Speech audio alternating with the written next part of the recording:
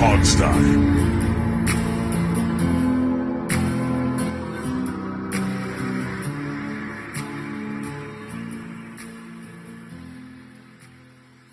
Hey, everybody, and welcome to the Hogstye. It is your host, Alex Zeese. We got Steve, we got Dave. I am running on fumes already because I've been up super early and working way too much the last few days. Tell them what you were drinking right before we got. I'm drinking Yingling. It's basically water. It's fine. You're drinking what? Yingling. And that is what? It's Philly beer. It's what I drink all through college. It's very low alcohol. I could drink 20 of these and still drive. Says the alcoholic. Yeah, but Yingling's a little better than like a Busch beer, though. Oh, yeah. Ugh. But, I mean, you know, Dave, Yingling is cheap Philly beer. I got some in my refrigerator right here. I love Yingling. Yeah. I just had a swig of vitamin water. Does that count? Yeah, that's got something in it. It's got vitamins and electrolytes, which make only plants grow. sugar-free vitamin water, though. It's very important. Yeah, my wife lives with that stuff. Like that, she loves sugar-free vitamin water. All right, welcome to the show, everybody. It's the bye week, so we're loose. Talking about drinks. Yes, yeah. We were trying to come up with stuff to talk about on the bye week. We're going to recap the Giants game. Well, I think we'll do that first because there's a lot to talk about with a tie. Just the word sounds weird in my mouth still. This is our second tie, Steve, since we started the show. It is. Yeah, it is. We had that one that was the London game that everybody thought Dustin Hopkins was the spawn of Satan over. Yep. Yeah. Even though the Bengals kicker missed a kick, too. People forget that. No spawn of Satan in this game, though. No. Which is interesting. Just a lot of boring, inept football and bad referees. All right. Why don't we get into it? Good classic NFC East matchup in a lot of ways. Hard-hitting defense. Both teams struggling with their passing games at times and then finding something here and there. Both teams really just running the ball after one another to try and get a win. And no one gets the win. No one gets the loss. And what's fun is now we have a rematch with the Giants after this bye week, which I think is cool. I wouldn't love to see this every year, but interesting that we're gonna play them back to back. Yeah, it's weird, isn't it? Yeah. So it's funny because I think we can all agree as a general proposition that Taylor Heinicke didn't look good. He looked really bad at times in this game. His numbers deceiving. The numbers, are deceiving because he was 27 for 41, which is 65%, almost 66% completion percentage, 275 yards, 101.2 rating. If you look back at this game years from now, you're going to go, that's one of Taylor Heinicke's better games. 2 touchdowns and interceptions. Right.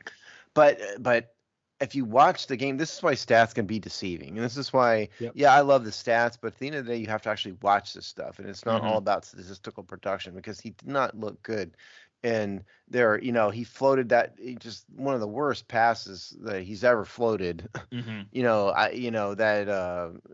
It was down on near the Washington goal line, and it's just terrible.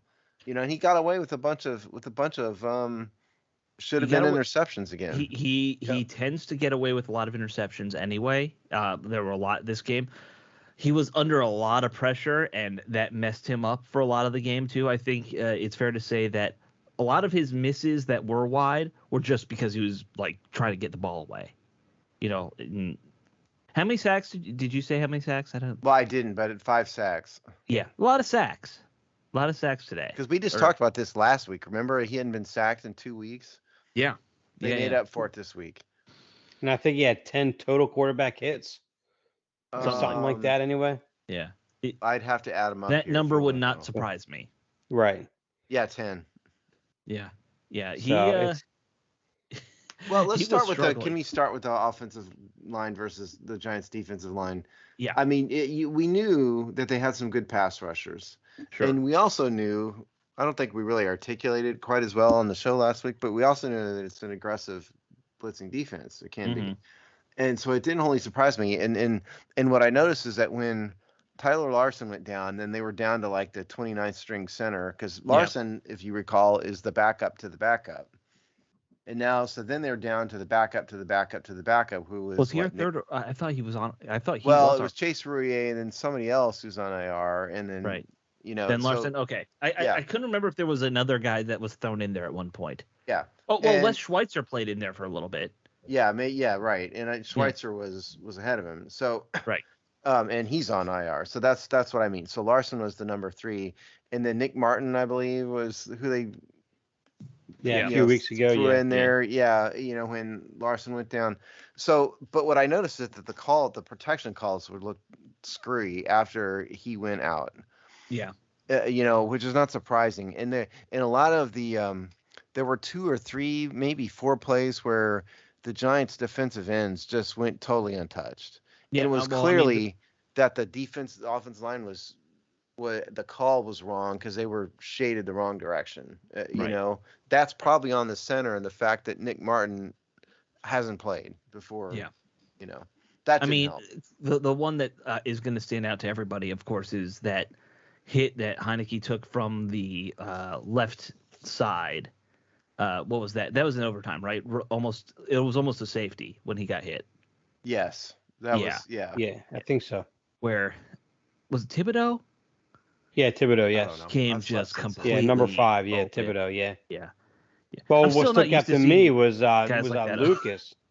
Was Lucas on that one where he came in and it was like he just came to the inside on the tackle to block him, while the edge out there just was just. Davis, that play I think was a protection call problem. Yeah, I think so. Had to. Yeah, I mean, because the call is basically gonna. I wish Robbie started talking about it, but I mean the call is basically gonna have the whole offensive line look go one direction. Because that's either that's what the center sees, that's what the play's going. Because it looked to me like Lucas intended to do that all along, and it was just wrong. I could be wrong myself, but that was my impression. Bad play, don't get me wrong, but I'm putting that more on the call and Lucas rather than just Lucas alone. Okay, fair enough. Yeah. Yeah, I mean, he clearly intended to go and block the guard, not. His first initial step was to come right to the inside. Yeah. Right. So you could very well be right on that. Yeah. So the question really for Washington is, what do you do going forward? Because Tyler Larson ain't coming back. No. He had. I didn't check, Twitter or anything, obviously, since I'm not on it, but he was in a cast. I think he had like a dislocated kneecap or something. It was some like serious injury, so he's going to be gone. Right. And I mean, it brings up the larger question we've mentioned before, which we'll get to later. Dislocated kneecap is what it was. Yeah, there we go. Yeah. Isn't that what I said? Dislocated? You said something with his kneecap. Yes. Yeah. Okay. I mean, the offensive line has gone from a strength to a weakness. And Dave, you mentioned this in this week's column. You're citing PFF stats, which is evil, and I fault you for that. So character flaw, but the point is valid, which is the offensive line was good and now it sucks, to put it bluntly. And that's on, and we'll get to this, but that's on Ron Rivera. So it's not surprising when you get to a team like the Giants who can blitz. And all of a sudden there are problems when you have a bunch of chuckleheads out there on your offensive line. Yeah. And it was weak at the start of the season, and with all these injuries, it's just a nightmare at this point. So I know we've lost a bunch of centers. Cosme was moved to guard now, it looks like. And he got hurt. I think for that game it was. I think for that game he was kicked to the inside. Yeah. With Lucas right to his right tackle. Yeah. And Cosme got hurt, by the way, in the game. Was Norwell back in? Did I see that right? Yes. Yeah. Because you see like that one big dude with the long hair. He was stood up several times. Yeah. He was stood up several. Yes. That's where we're at, is Andrew Norwell's back. And see, and that's where it really presents a problem for Heineke, because he's so short, he loses in passing lanes, and he has. I mean, granted, he's got good presence in the pocket and everything. I'll give him that, but when you don't have the passing lanes and you can't set, and you're constantly under pressure, he's already mechanically flawed, and now you're putting him under pressure. I mean, his flaws just get enhanced even more. I mean, he's not that short, though. I mean, I put it more on the flaws than his height. He is like 6'1", or listed at 6'1". He's like really barely like 6'1". Yeah, I mean, but even sure. I mean, if they bumped him up an inch or two, but everybody is. So, like, from a relative basis, he's short, yes, but I don't think he's so short that that's his only problem. His Well, real problem is his mechanics stink. well, Yeah. sure, He's not but I Kyler think that Murray kind of short. I think that plays into each other though, because I mean, if you look at Drew Brees, I mean, he was short, but the one thing that he was always really, I mean, his mechanics and his football IQ was what always, well, actually, what made him a Hall of Fame player. You know what I mean? Oh, So, yeah. and, you know, so he always knew how to he created passing lanes basically for Yeah. himself because he recognized the rush. He knew where the blitz was coming. He knew where if he had a roll or sidestep to the left or right or whatever he needed to do or whatnot. Well, So he was able to actually generate his own passing lanes because of all that. and a little thing about Drew, the difference between these two quarterbacks, or let's say they're about the same height. Drew Brees in the pocket stands as upright as possible so he can see over Yeah. everything. Heineke is like pretty quick to crouch down just to try and evade a pass. Like when he's trying to get out of a rush or he's trying to find room in the pocket, he's going to crouch more. So that does impact your passing lanes, little things like that. True. I think Taylor Heineke reminds me of the ultimate backyard football quarterback, whereas a Drew Brees, who reminds me a little bit of myself as a quarterback. Right. Sure. But with Drew talent. Yeah. I mean, I have the talent. I have a bad knee. What do you expect? I can throw a ball over the mountains there. But anyway, Drew Brees is not that at all. Drew Brees looks like a professional pocket passing quarterback, and Taylor just doesn't look like. He just isn't that. And he's not going to be that. Isn't that? Won't be that. Won't be that in the future. I mean, let's also be honest. Drew Brees is from like a different era of quarterback play, even and Purdue, and big time program and all of that. Sure. But it's funny to think. I mean, Drew Brees, he just retired, but he played at college 15 years before Heineke. As bad as Drew Brees was as an analyst, he may need to come back. He probably needs a job. Yeah. I mean, I've seen that in other minor leagues where it's like, we just need quarterbacks. I don't care if you're 45. We need you back. Like that starts happening in some of these leagues at times. It gets a little wild. No, if he's ready to go, we could use him for a playoff run. Yeah, right. I would take him. I like Heineke. I would take Drew Brees in a heartbeat, of course. Oh, sure. I mean, you wouldn't. Yeah, that's a ridiculous hypothetical. I mean, we're making it. It's not. Obviously, that's just nonsense. So, in other things in this game that stuck out to me, Brian Robinson continues to impress. Yes. Average 4.6 yards per carry on 21 carries, 96 yards. Yeah, 21 carries. Wow. Yeah, 21 carries. That's a good bulky workload for him. It's there are only 36 rushes. Taylor Heineke had 2 of them. Right. So that is 34. So he's getting. I mean, that's 70%. Yeah. Anytime a running back gets over 20 these days in a game, it seems rare to me, unless you're like the featured back at this point. Yeah. Right. Yeah, and Curtis Samuel, we can talk about him, but Terry McLaurin, rounding into form a little bit, 8 receptions, 105 yards, because he's had his ups and downs. Yeah. This year and last, but he's looked good recently. I can't remember where was it in the game, or I might have seen it on Twitter during the game, that Heineke connects with Terry McLaurin more than any other quarterback receiver. Yeah, you saw that on Twitter. Yeah. Yes. Yeah, that was on Twitter. What was the stat? The Heineke throws to McLaurin like more per game than almost any quarterback receiver this year. It was like maybe top 3 were listed and they were in there, which is wild. He had 12 targets this year. This game. Yeah. By the way, let's just get this out of the way. And Dave, you mentioned this in your column, but the officiating, the one that I think I would assume sticks out in the Twitter Illuminati's mind is the Terry McLaurin pass, the interference that wasn't. When I saw that played live, I didn't think it was interference. It looked like they were both kind of jostling for position. But when I went back, when editing Dave's article, went back and watched it a couple more times, and it was clearly interference. Yeah, he's got a hand on both sides of them. Yeah. Now, it's not the worst thing I've ever seen. I've seen him call take lesser penalties. I've seen him let worse go. The bigger question, which is what Dave was really talking about, is it's so inconsistent. Well, it is so inconsistent. It really is, and it crew by crew it's inconsistent, and within its own crew it was inconsistent through the day. There was one before the Terry McLaurin play that also I saw in the middle of the field, about 8 yards downfield in the center of the field. Number 41 for the Giants. He literally was holding on to the receiver hard enough where he pulled the guy's shirt off and pulled it out of his pants and was like holding on to his shirt for dear life. And that doesn't get called. Like, I mean, it's amazing. You what also they have miss. where you also have Lucas's helmet was completely ripped off. Yeah, there was no flag. I'm like, that's like it was hands to the face. Dead. It was clearly. I mean, his helmet came off. If you pull a guy's helmet off by the face mask, that should be hands to the face. Yes. But it's the question you were kind of posing in the column, Dave, was, I mean, what do they do about it? Should they be full time? Do we just have to live with it? Your conclusion was basically we just have to kind of live with it. And I don't know, and I've never thought that an answer is making these refs full time referees.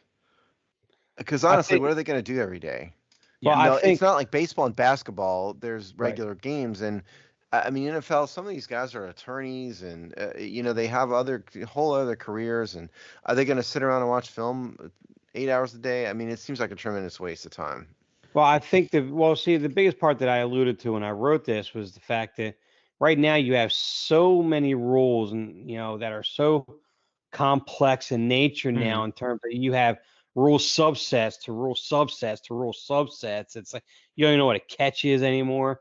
You don't even know if a quarterback fumbles the ball, if he at the hand is an empty hand going forward or not, or I mean, there's just so many things. There's just so many things that complex the game for the official in terms of, should we call that, should we not? That I can understand certain levels of complacency for everything else that happens, because you're so focused in. They're so focused in on protecting the quarterback, for crying out loud. It's like, I mean, they're roughing passer call or roughing the passer missed calls, or I'm sorry, calls that it's like you're just scratching your head.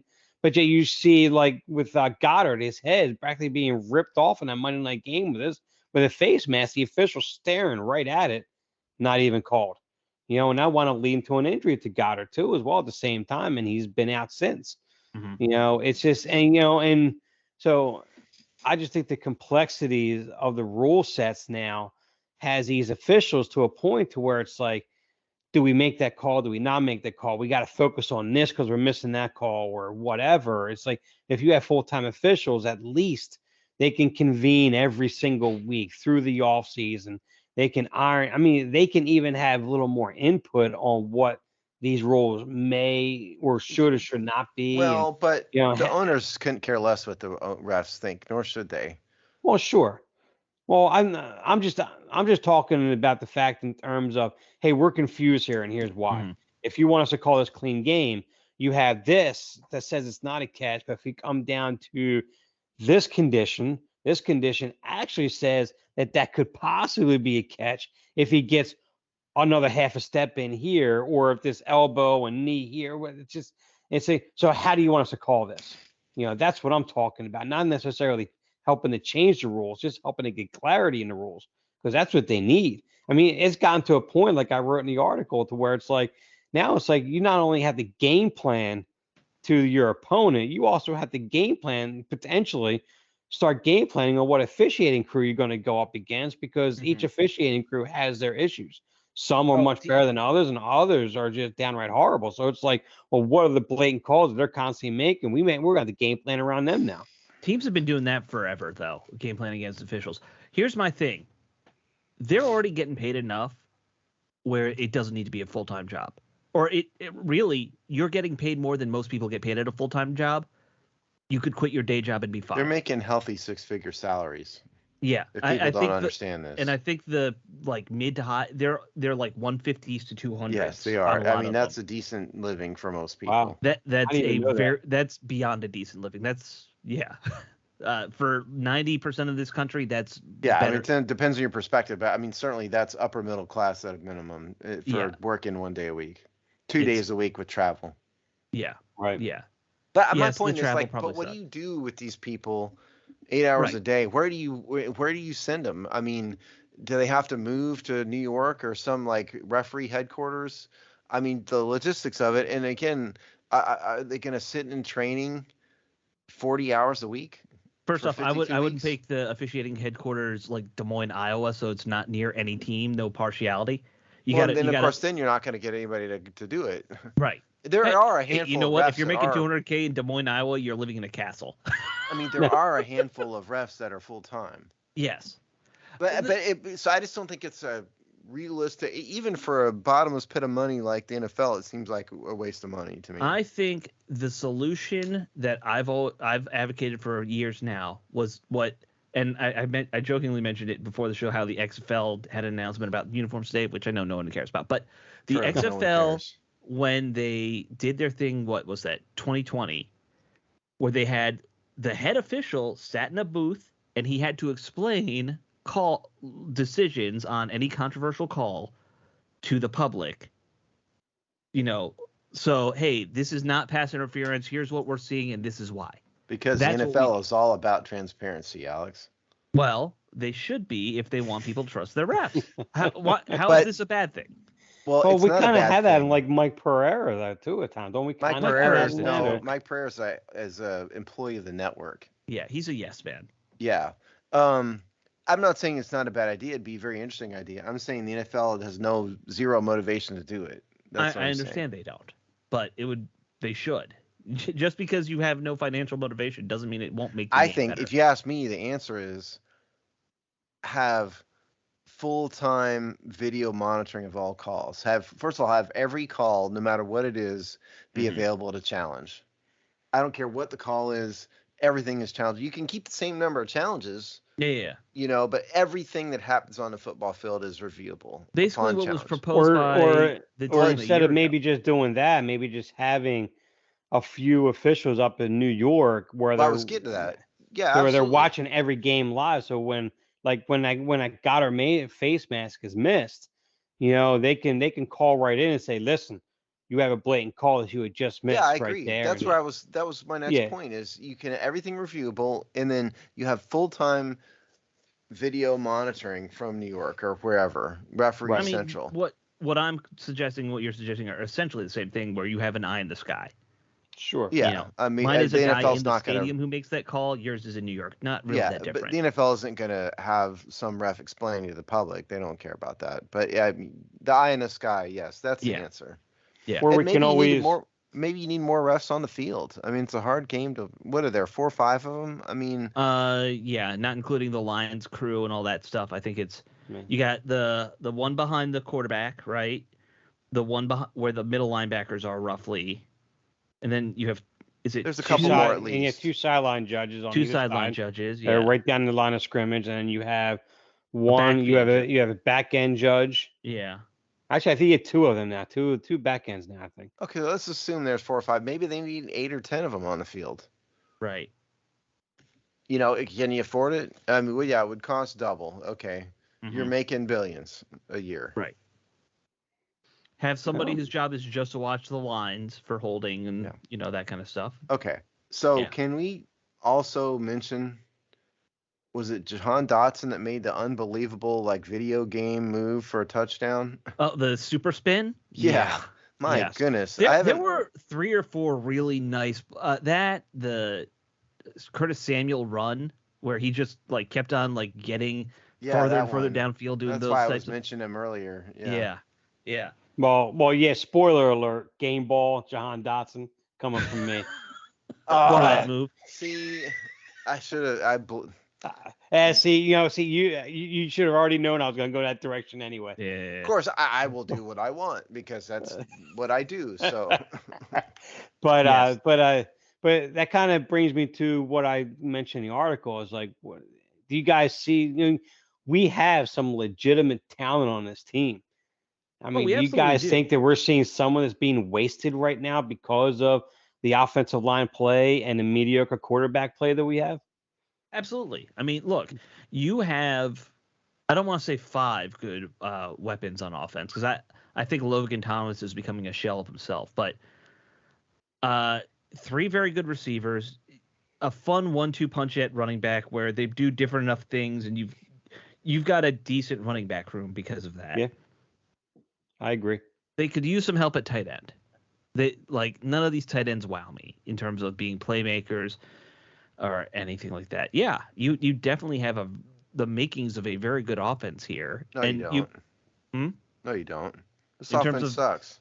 In terms of those weapons? I'm sorry. Look, the offense hasn't produced, isn't producing. I think it's a bit of a case of homeritis. Sure. I like Terry McLaurin. I just got done touting his name, but I've also seen him get shut down by many outstanding corners. And Jahan Doctson, yeah, he's got talent. He's a rookie. What's he proved? Oh, not much. Statistically, nothing. And Curtis he's missed Samuel half the season, right? is kind of the Walmart version of Deebo Samuel. There is some talent there. I'm not saying it's the worst thing in the world, but I think Washington fans overrate this offense, and I think the statistical production that they've put out tells this truth. The one thing I look at it with this because of the way that our defense is playing and how we've been committed so much to the run right now. If we had just an average offensive line and we had at least above average quarterback, those weapons that we have with this running game and the way the defense is playing, that puts this team in not like a Super Bowl contention level, but it puts this team at a strong playoff contender because you have enough of the talent kind of spread out to where it's not like you don't have this where, okay, you have McLaurin and a bunch of guys that probably wouldn't even be a number 3 or number 4 guys who were receivers on other teams. You have legitimate receivers on this team that can blow the top off the defense at any time. They may not be studs. I get that. But but the way the defense is playing, if you just had an average offensive line with a decent quarterback, I think this season's a little bit different. If only I had Eddie Van Halen's dexterity and musical sensibilities, I would have been a major rock star instead of an attorney. Well, if only I consider you a rock star now. If only, well, in my head I am at least. I'm a rock star for my household. If only I had more talent, I wouldn't have just played high school football. If only I was 6'4" or 220, I could have been a boxer. The reason why I say that is because we came into this offseason, with an offensive line coming off a season that was above average. It was within the top 10 in many categories. And Ron Rivera just basically allowed all that to walk out the door in the most part, starting with Trent Williams a couple years ago. We had the ability to at least keep some of them pieces in place, and we didn't do that. And the pieces we bring in are guys that are past their prime. So it wasn't like that we couldn't control it. We had an opportunity to control that. It wasn't like we've had a bad offensive line for like the last. I just think this is fan service. I'm sorry. I get it. There is some talent on the team. Every team has some talent. Every team that's not the Houston Texans has some talent. They have some good pieces, but it's not coming together. It hasn't come together so far. It didn't last year either. This team is ranked 21st in points scored, and I was saving this for later in the show, but because I was bored waiting for you guys here right before the show, I took some averages based on because we're basically through the third quarter of the season, right in here in the bye week. There's been an extra game, so I threw that into the third quarter. First quarter of the season, they averaged 18.25 points per game. Second quarter, they averaged 17.25 points per game. Third quarter, they averaged 22 points a game. If you take that one defensive touchdown away at the last play of the game a couple weeks ago, it would go down to 21. Fair so enough. Call it 21. So it's gotten a little bit better, but that still stinks. I'm sorry, it still stinks. You need to be at 24, 25. That's league average. Yeah, I understand that. And that has been this offense since Ron Rivera got here. Oh yeah, the offense has never quite found its stride. No. But it's a lot of things. It's a combination of talent. There were some good play calls or some bad play. I did not understand at all Scott Turner's strategy in overtime. What are you doing? Zero never confidence in Scott Taylor Turner. Heineke's arm. Yeah. Period. I Yeah. guess, Zero, but I mean, and try to he win played the for the game. tie. That's he- right. He did play for the tie. He played Here- for the tie because, just like what Alex said earlier, Mhm.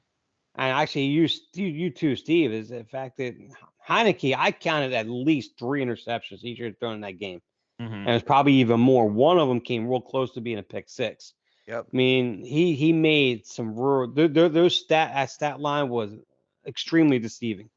You know, I mean, I hate to break it to all the Heineke Hive people out there right now.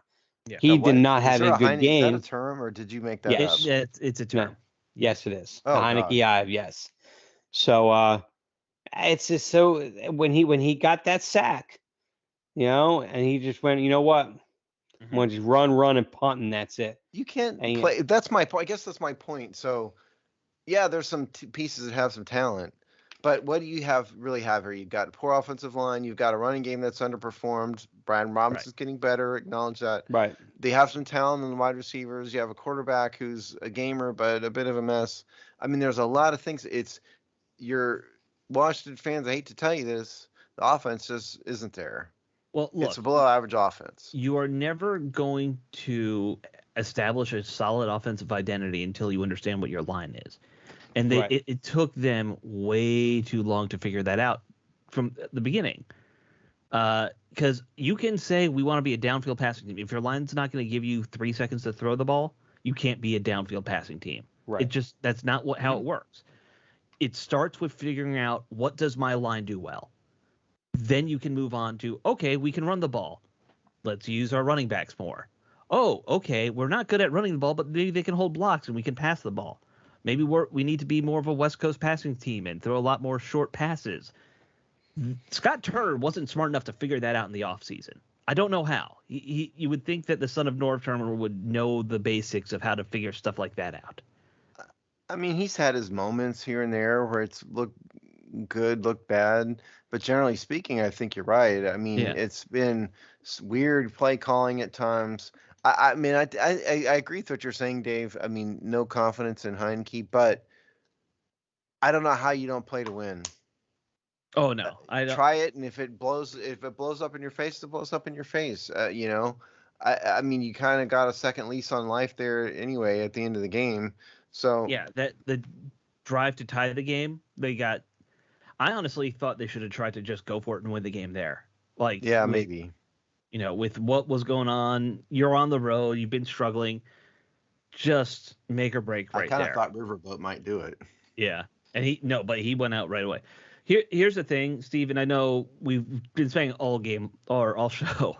Stats are deceiving. In the end of the season, Terry McLaurin's going to be well over 1,000 yards. He's almost there already. Curtis Samuel and Antonio Gibson, they'll have 1,000 yards combined when it comes to how they run, and since they're dual threat guys, because they're both around 800 right now, they'll probably get to that mark. McLaurin's at 945 already. He's going to get there next week if he has an average week. Yeah, and Gibson has 515 rushing, 326 receiving. He'll probably get over 1,000 combined. Well, averaging 3.5 yards a carry.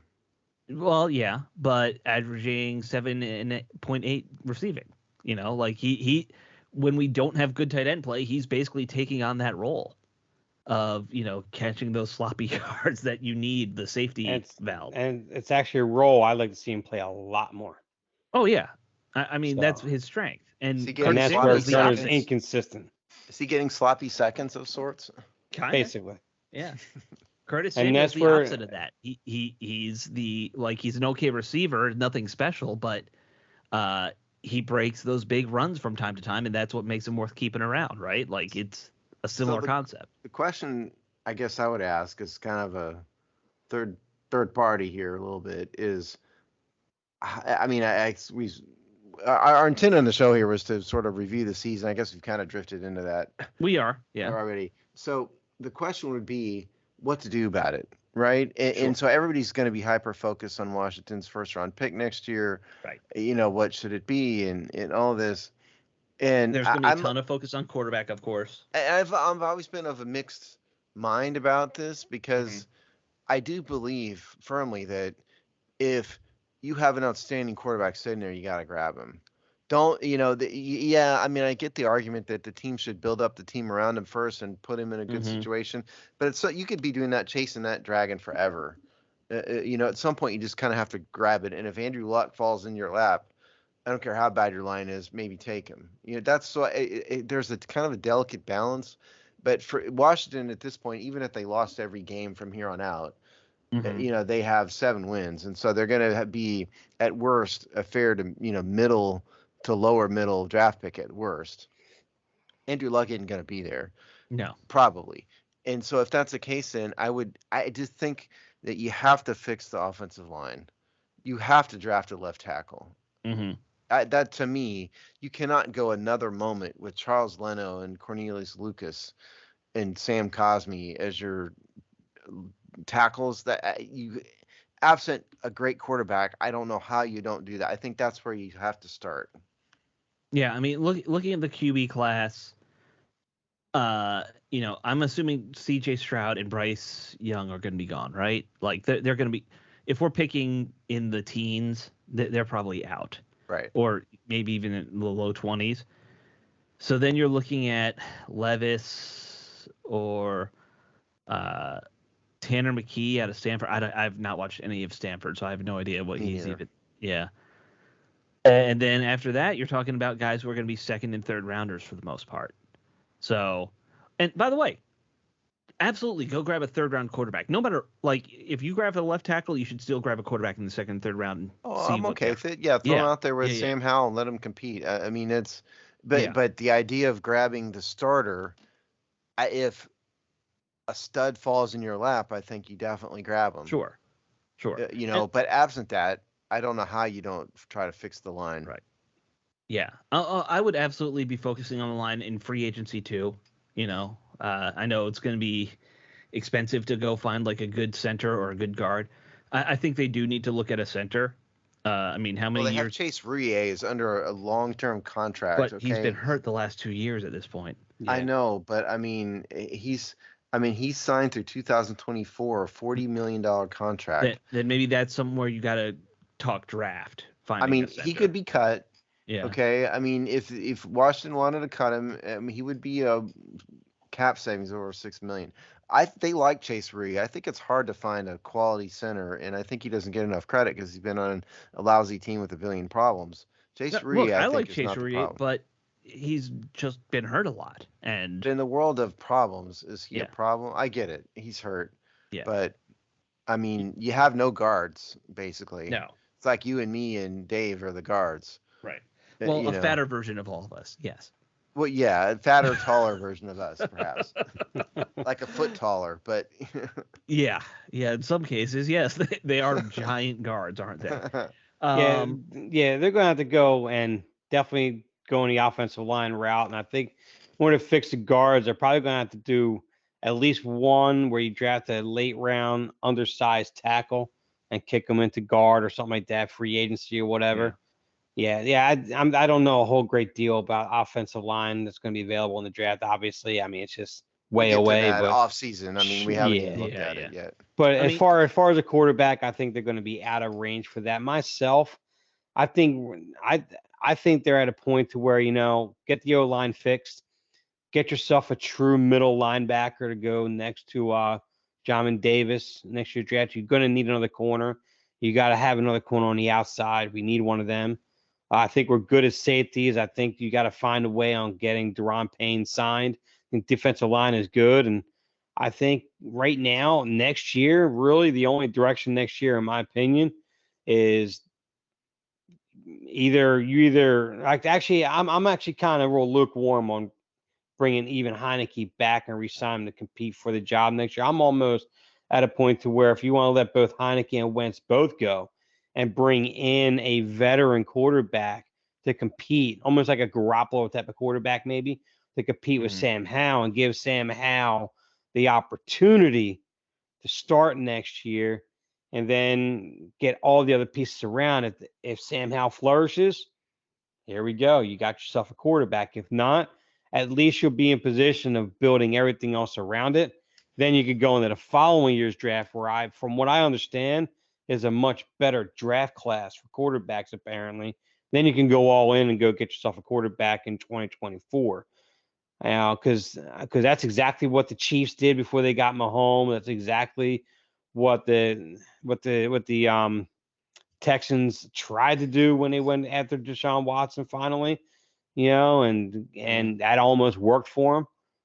That's the route myself I like to see it go, because I like to get everything else in piece together, then get your stud quarterback that's early in the round. You have him on that rookie contract while you pay everybody else and try to get that one championship under that rookie contract. If only Deshaun Watson hadn't tried to hire every Instagram model in the Houston area. Yeah, no kidding, right? Yeah. I'm looking at the free agent quarterbacks. Tom Brady's technically a free agent. No. Assuming he's retiring, right? Even if he's not, no. Yeah. Yeah, right. Baker Mayfield, Sam Darnold, Garoppolo, Bridgewater, Daniel Jones. Stop right at Baker Mayfield. We were going to talk about this anyway. So yeah. Why don't we talk about Baker? Okay, so Baker Mayfield is an interesting cat, I think, because I never thought he was worth a first round. Certainly not the number 1 overall draft pick. No. I mean, it was a dramatic reach.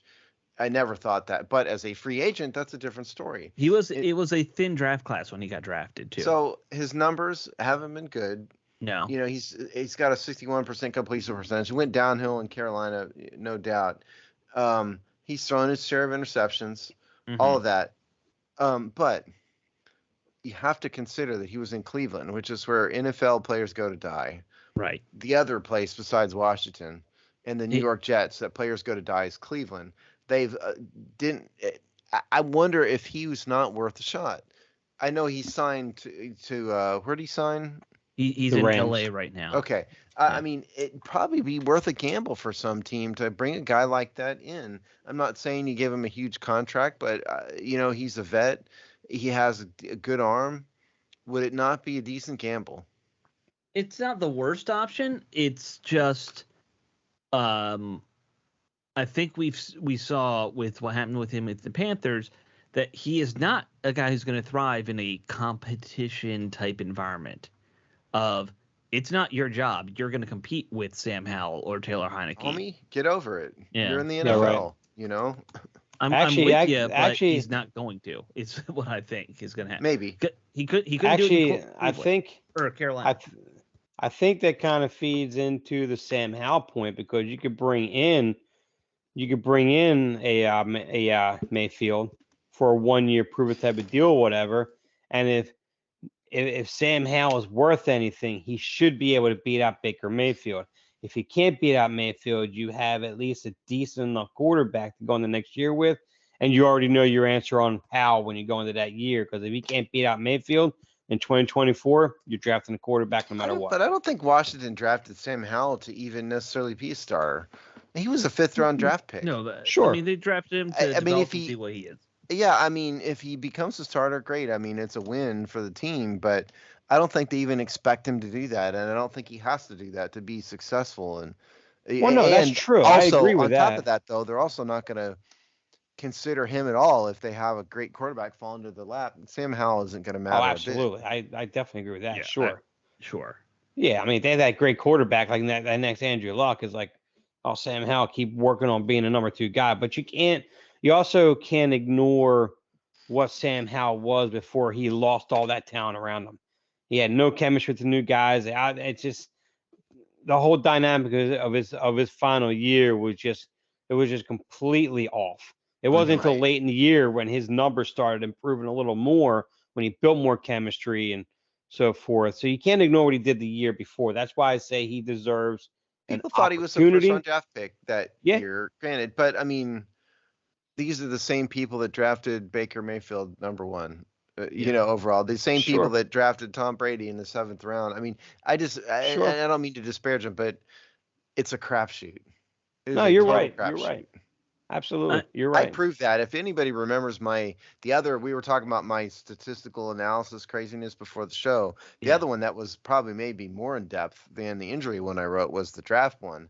Mm-hmm. I actually went through every draft pick over the past 20 years, all of them, and analyzed their production versus their draft stats. It was 4 pieces, I think. that was a And long. And I remember the gist of it.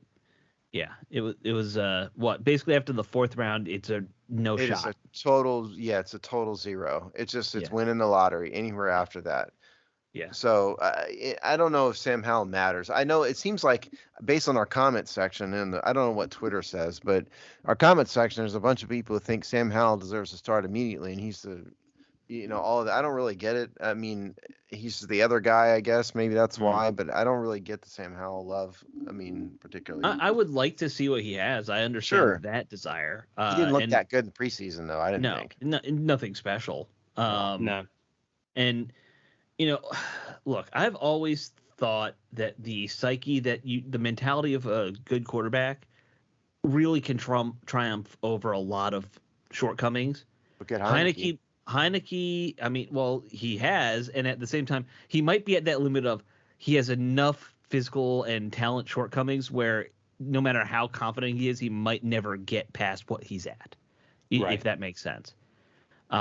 He's clearly put himself to this point.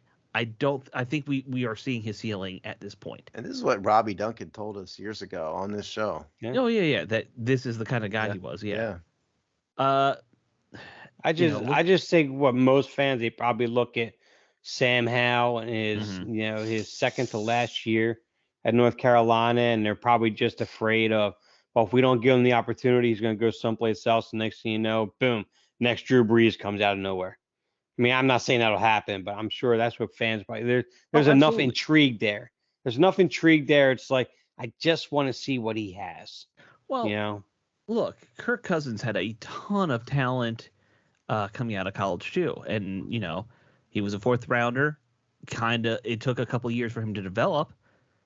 He's a decent quarterback. Sam Howell could Right. be that vein too. I understand that. Uh, I would rather see him before a lot of these guys who are free agents, to be honest. Jimmy Garoppolo is probably the best free agent next year in that class. Would I be okay with Jimmy Garoppolo here? Maybe, but I mean, sure, he's a pro quarterback, but you're Yeah. not going to develop a long-term series winner with Jimmy Garoppolo. no, he's already in there. 31 No. years old. And he's Jimmy Garoppolo on top of Yeah. that. Yeah, Right. he's a big bowl of okay when he's healthy. Yeah. Yeah. None of these other guys are that special. Geno Smith is having a good year in Seattle. I'm assuming he's staying there anyway. He almost has to. Yeah. I mean, he's having a great year out there right now. Yeah. No, what, Daniel Jones? He's going to be a free agent probably. Oh, there we go. Yeah. Washington's seen Daniel Jones. I mean, Yeah. Yeah. He was another hey, guy that you was know what? He overdrafted. always plays his best against Washington. Mhm. Like if You you ain't kidding. listed his top, 8 games, they're all going to be against Washington. we don't want to ignore the defense. Mhm. What we've seen in the Giants game, what we saw this season is a defense that has improved. And because I was similarly bored waiting on the show, I did some defensive stats too. This is interesting. Games 1 through 4, they gave up an average 26.75 points per game. Games 5 through 8, 16.25. And then the third quarter of the season, 16.8. Now, obviously that's plummeted by 10 points a game. And if you couch that with how good these teams were, what I did is I took the winning percentages of every Washington opponent right now in the season, because we've seen 13 games. We kind of know how these teams are. So the first quarter of the season was the toughest so far. Opponent winning percentage of 604. Second quarter 386. This past third quarter just ended 577, so it got a little harder. So the defense actually simultaneously improved while getting it got harder from the middle of the season. So I think the defense has improved a lot. So I guess, Dave, my question for you, Alex stepped away for a minute, that's why you don't hear him. I think the number one thing that ought to be going through every Washington's mind is Chase Young. You're not just, is he going to play again, but think long-term strategic. Is this guy Dexter Manley or is this guy Patrick Clowney? Oh, well, for one, with his Patrick Clowney. injuries right now. Clowney. Anyway, Yeah, yeah. Clowney. I know what you meant. Yeah. Yeah.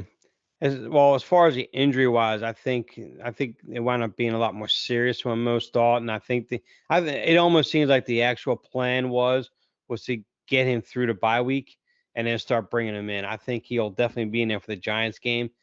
And I think we had the answer to the whole issue last year on who was playing, who was freelancing on that defense. Because right now we're seeing a defense that's playing within the scheme. We're seeing a defense that are sticking to their assignments and doing what they need to do. And if Chase Young doesn't play within the scheme and play to his assignment, no, I think he'll just be erratic. I think he'll be because I mean, if you look at Jadeveon Clowney was at times a great player, He's but at Chase Young of an times earlier era, a little bit. exactly. So I mean, he was very up and down, and why? Because he freelanced. He never played within a scheme. But and if Chase Young doesn't play within that scheme, he's not the Lawrence Taylor, Reggie White, Dexter Manley level type player to where you can just let him go out there and go do what he can do. I mean, he might grow into that, but I haven't seen that in him to this point. I So, mean, even like he kind of reminds me of LeVar Arrington. yes. And I realize Arrington's linebacker, and I get that, but point is, LeVar Arrington, uber talented, coming out of college, very highly rated. Generational talent, which is a word I just abhor if you've been following me in any way on the Hogsty. Right. But that's kind of Chase Young. That's sort of that's him. And so, I mean, look, the question is time to ask: is he a bust? Can you have a guy who won the Defensive Rookie of the Year and end up being a bust? Actually, no, I won't give him that bust ordeal just yet. I think last year, before he got injured, he was kind of trending in that because he just wasn't performing. But as far as labeling a bust just yet, I think he showed enough and did enough in his rookie year to show that, he may not be a Nick Bosa, but he has the potential of being kind of right on that verge of becoming the lower tier version of a Nick Bosa. But he's got the talent and the athleticism and everything is off the charts to be a Nick Bosa. We just haven't seen that. Now he's had some games where he's taken over, and so forth, but it was also against certain teams where we were playing like their third string quarterback that year. And we weren't exactly going against powerhouse offenses either at the same time. So I'm not ready to call him a bust yet, but I think he's flirting with that line right Yeah, I now. don't think he is necessarily either, but it could possibly be. Then Alex is back. We told the audience that Oh yeah, Alex stepped away sorry, for a minute. sorry, I So had to step yeah. away for a second. So look, could he be a bust? Yes.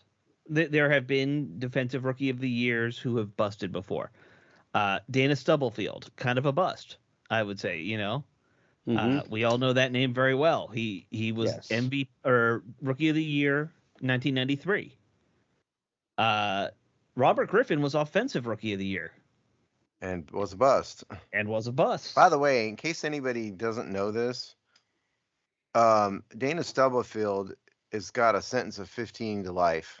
He got convicted of rape. All about that. Yeah, in case people don't forget, so I don't know if people remember that, but he is in prison rotting where he should be. Yeah, he did. Was it sexual assault of some kind? It was rape. It was actual rape. Yeah. Yeah.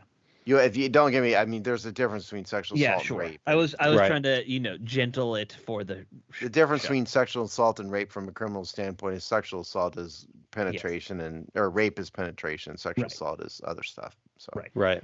But so yeah, the point. And being, it was of course, also a disabled woman, by the way. So I have Dana Stubblefield has zero sympathy on that. Yes. I get that.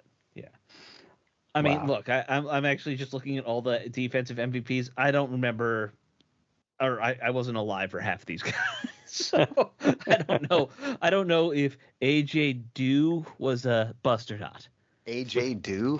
Duhe. What year was that? 1977 Miami Dolphins. So you're getting before all of our times. Yeah. Hey, man, I was 4 years old then. Exactly. You don't know the name? I'm going to say he was a bust. Of course, he's back before they even kept stats, really. I don't know. So, like, I can't look at his stats to tell if he's a bust. But, yeah, Young could definitely be a bust. No question. That is why we need to see him. That's why Ron has to take him out of the tissue box, and we have to see, is this guy have something? I love that. Take him out of the tissue box. Yeah. That's great. I wish I could say I came up with that. I stole that from somebody a long time ago. I don't remember who. It's so long ago. It's yours now, Alex. All right. All right. Screw you, Don Geronimo. But I remember 2 years ago me whining about, back when I was still a fan, that Washington should have drafted Isaiah Simmons instead of Chase Young. Yeah, I remember that. Now, Isaiah Simmons hadn't made a Pro Bowl either, but he's also been in a weird, bad team defense in some respects himself. Right. But he has improved quite a bit, and it took him a while to kind of get integrated. And considering how much Washington needs a linebacker, like, desperately, if they had drafted Isaiah Simmons, they might not have had to draft Jamin Davis. Just saying. And there was the argument that I think I understood and agreed with you at the time that you've already drafted 3 defensive linemen. Right. It doesn't make sense to draft a 4th. That was kind of my point. Yeah. And in fact, that kind of revisits back now. Get away from the ridiculous, we should have taken Herbert. Nobody talked Herbert at that position. Just stop that. No one of you. Everyone thought he was overdrafted at 5 to begin with anyway. But with the way 2 is playing right now. It's revisionist history for sure. Oh, sure, absolutely. I know that, but I'm just saying now you can kind of come out and say, well, maybe we should have taken a shot on 2 instead. I don't like playing those. I don't like going back. Well, what if we should have done that? Well, look how they're playing now. We should have drafted him, because you have no idea that if we would have drafted anybody else in how we are. And then Simmons is a guy who needed a specific type of coach. He was a different player. Washington would have screwed him up. I mean, Washington screws everybody up, though. So it's you're right. It's a dumb hypothetical. It doesn't matter. Yeah. But I did believe, and I still do believe, that they overinvested in the defensive line, and they're still doing it. Now they've got Phil Mathis. Now at least the fans want him to re-sign Daron Payne. I'm going to work on a column to tell everybody how to do that. By the way, we'll write that over the weekend. Yeah. Just for fun. They ought to listen to me. I'm good at this. Yeah. Hire me, Washington. Please don't hire me. I certainly wouldn't want to go work for a horrid organization like Washington. But point is, they've invested a ton of resources in defensive line while simultaneously ignoring the linebacker core. Ignoring unless the you count line. They did draft Sam Cosmi, but beyond that, it's been a bunch of nothing. Yeah. Corner, I mean, I guess they brought St. Just in, so that's not a good example. But point is, those resources should have been directed elsewhere, I think. Yeah. Look, you can only keep so many great, like, high-paid players on the team. You can't have them all in one general spot. There is a such thing as too many pass rushers. Right. Especially when you don't even want them to rush the passer all that much, it seems like sometimes. You don't blitz. I mean, yeah, you don't blitz. You kind of, you're depending on the interior rush most of the time instead of your edge guys. So yeah. I actually, people thought I was crazy or were rather insulting when I said this on social media. I could see a sound argument being made that it's more valuable to keep your 2 really, really good defensive tackles than the edge rushers, because you could just plug in some other edge rushers, and good interior pass rushing is going to make average edge guys look good. I don't think it's crazy. Yeah. Well, look at Tuo. I mean, Tuo has actually looked pretty good on this line right now. It's no different when you go back to the old Eagle line with Jerome Brown, Reggie White. Yeah. You had like Clyde Simmons or whatever it was as well on that line, but you had Mike Golick on that line. Mike Golick was not a great defensive lineman. He was good against the run, not an awesome pass rusher, but on that line, he was a good, productive player. Why? Because of everyone else around him. Sure. So to your point on that, Alex, I agree with that. I mean, keep those two, maybe even with Sweat on the outside, and maybe you move on from Chase Young if he doesn't pan out. You know, well, and then if he doesn't pan out, you're not going to keep him just to keep him. Sure, no way, right? Yeah. So okay, so I think we did this earlier this year, but does he play this year?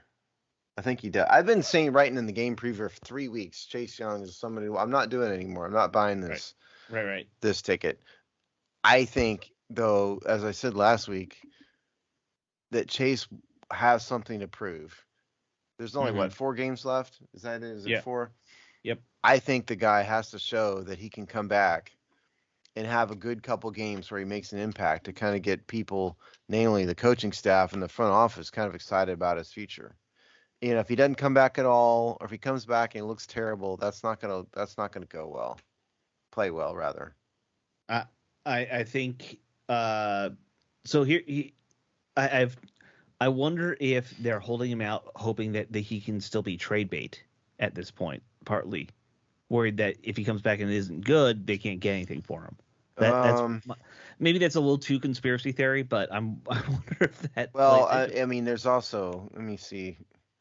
Well, that thought actually kind of ran in the back of my mind a little bit when we were talking about that too. Yeah, you're not kind of alone on that one, but I could definitely see Chase Young being patient enough and telling Ron Rivera, listen, get me out there against the Giants. I'm done. I'm ready to roll. Oh, I can see that too. Yeah. I mean, because he's been very patient with this whole process as well. I mean, trade bait, yeah, I guess. I mean, they could do that. I mean, he's only got 1 year left on his deal, so yeah. 1 year plus the 5th option year, right? Yeah, plus the option, yeah, which they haven't obviously enacted yet. Right. Anyway, so the other thing about defense is that I've seen this year, and we've raised this before, but Jamin Davis has looked dramatically different. He's actually making impact, where in last year he just looked lost and he's bad. a net plus player now, at least. Yeah. Yeah, and it just goes to show that, I mean, 1 year, don't judge a player in a year. Mm-hmm. And yeah, I mean, we said before, as the position he was drafted for, bust. He's a bust. But he's found a niche, you know, and seems to be getting better every day. And more importantly, I've seen him use his athleticism to his advantage this year, wherein last year he really didn't. You know, this year we're kind of seeing the dude who ran a 4.3 or whatever he ran in college at Kentucky. Yeah. You know, and so I mean, I applaud the guy for that. He might be my vote for most improved player. He's definitely him or St. Juice, I would say, on this defense. St. Juice is kind of trending upward a little bit already, though, and so yeah, that's true. I think Davis has kind of made a bigger turn up to me. You know, like one thing I wasn't giving this coaching staff enough credit for. They do a good job coaching up some of these young guys. I will say overall, you look at the safeties, you look at Davis, St. Juice, they do have a knack for taking guys with some talent in the draft and turning them into at least average to maybe even above average defensive players. No talent on offense to do that, but defensively they're okay. Are we just talking defense right now? Listen, we're just rambling and we're out of time. So just say whatever you're going to say. Do we want to at least make fun of Odell Beckham getting arrested on the airplane? But we need to do game balls real fast. Okay, let's do game balls and then we can make fun of Odell Beckham. Oh, Dave, you already said your offensive game ball, right? Was Doctson, who's on defense for you? Yeah, Jahan Doctson, yes. Yes. And defensively wise, I'm going to just push in on Jonathan Allen. He had another nice game. He's just a steady, stable player on that defensive line, week in and week out.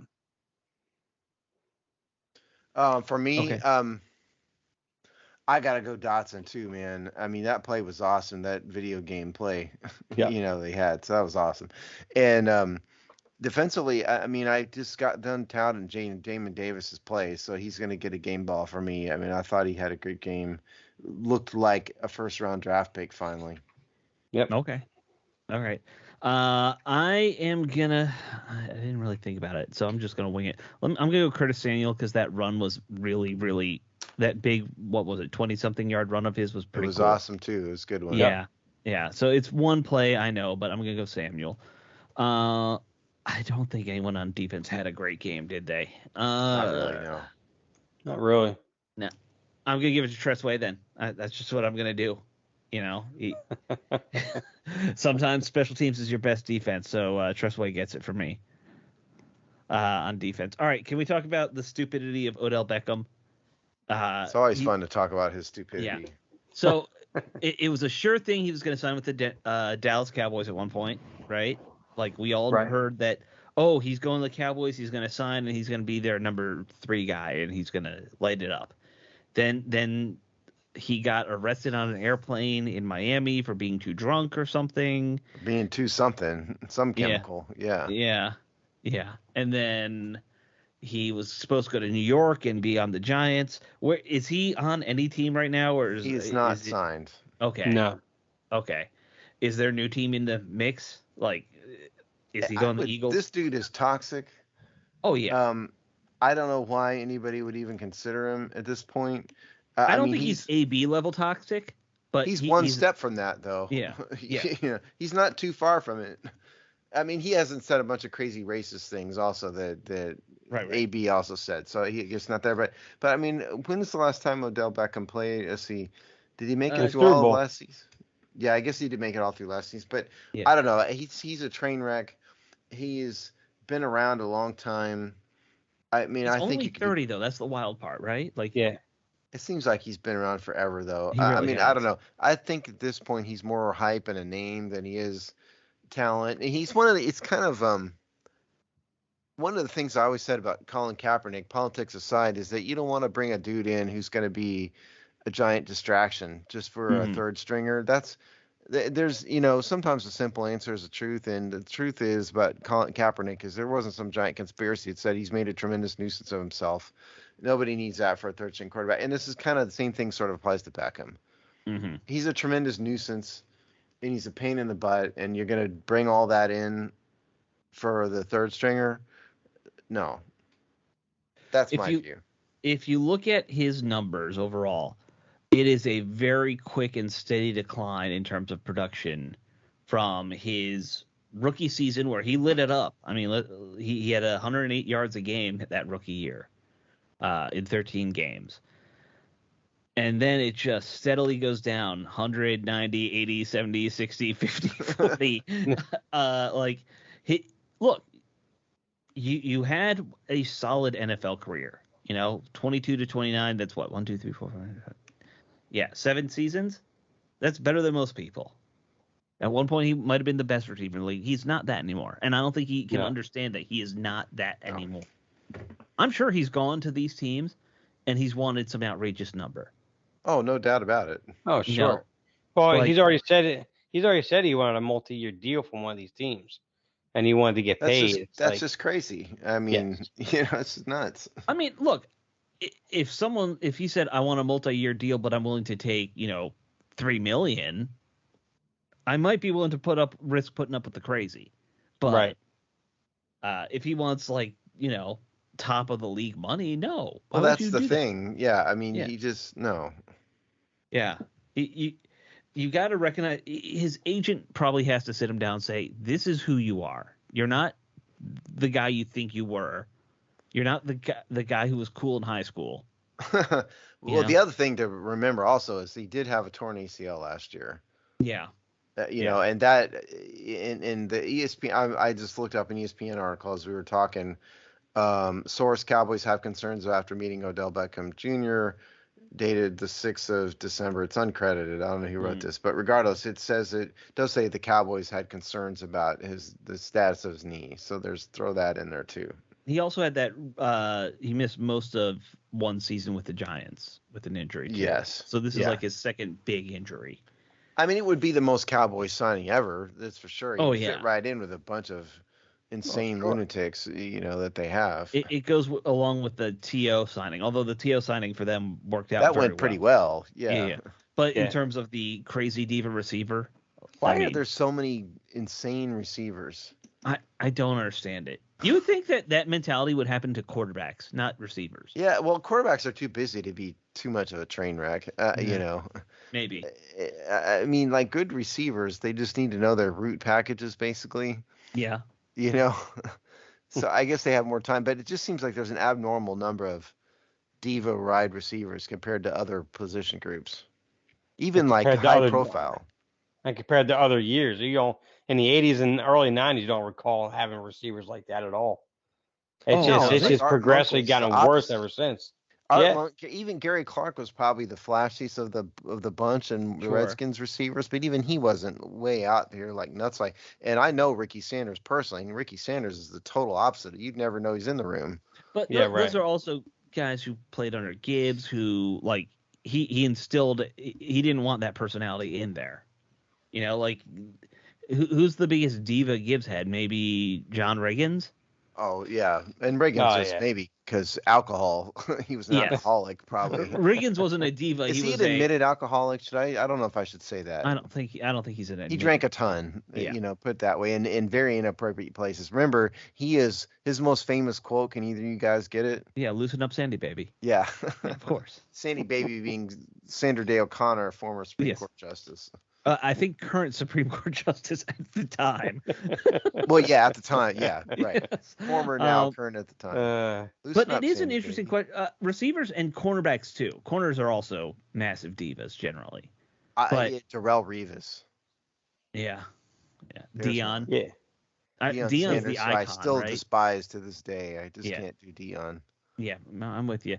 I will. And I'm sorry, Dow Green was a better corner than Deion Sanders, period. Yes. Absolutely. There are people that debate otherwise. Yes.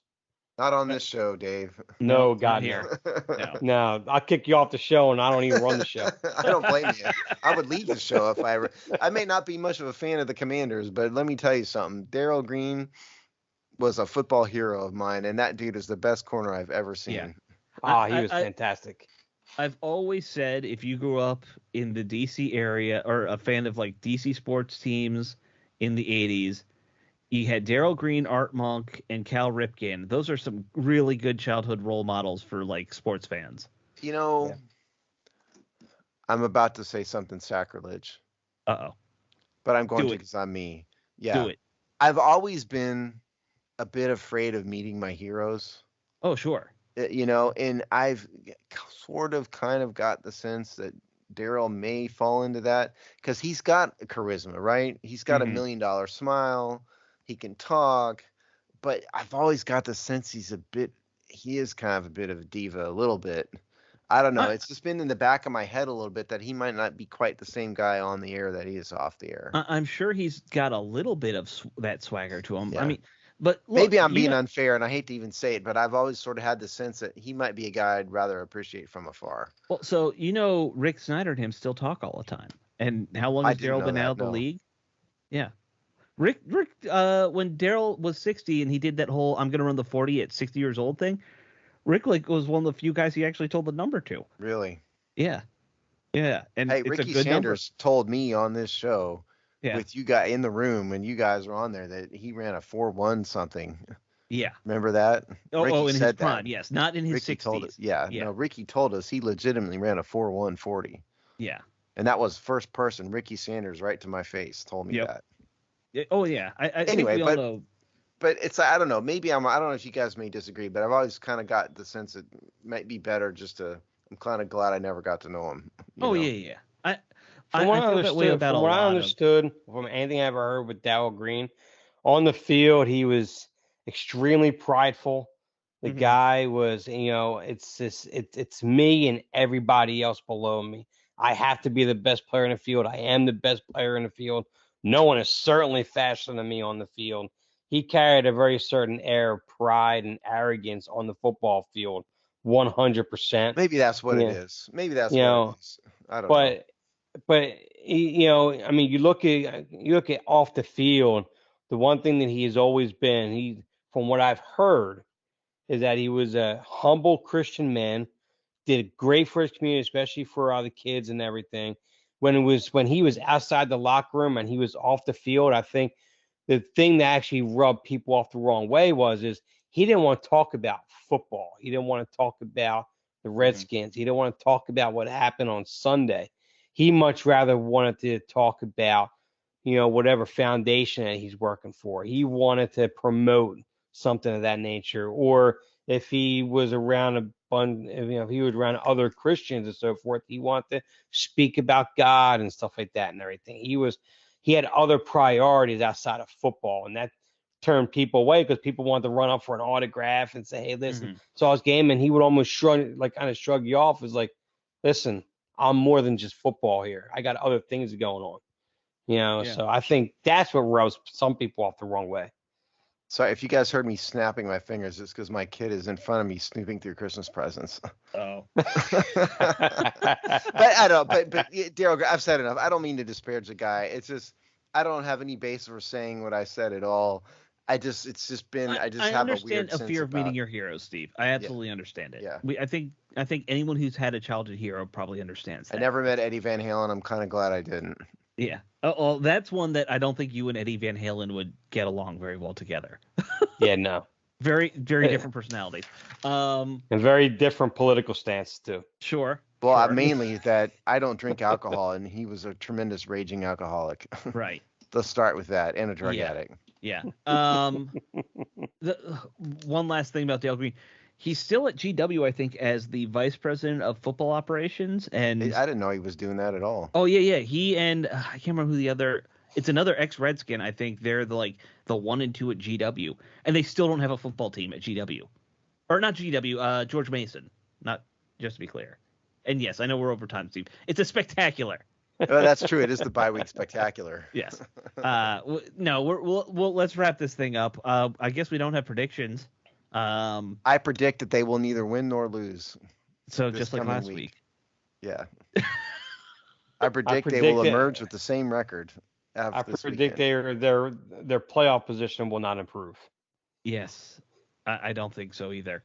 The tie is basically a loss when it comes to that. Yeah. Yep. Hey, you know what the nice thing about it being a bye week? Get your holiday shopping done this weekend. There you go. Yeah. So look at that as a plus for and NFL Red Zone. That's where it's at. Just I'm too cheap to subscribe to it, so I don't have it. All right, guys. We will talk to you all next week and see you later. Take it easy.